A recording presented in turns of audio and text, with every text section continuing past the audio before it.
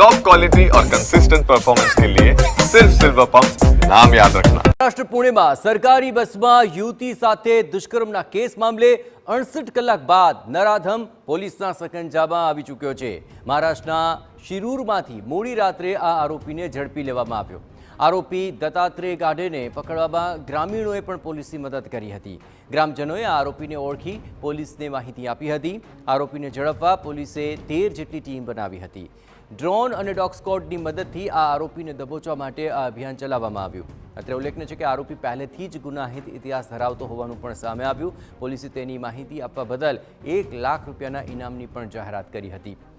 આરોપી શિરૂરમાં શેરડીના ખેતરોમાં છુપાયાની માહિતી મળી હતી।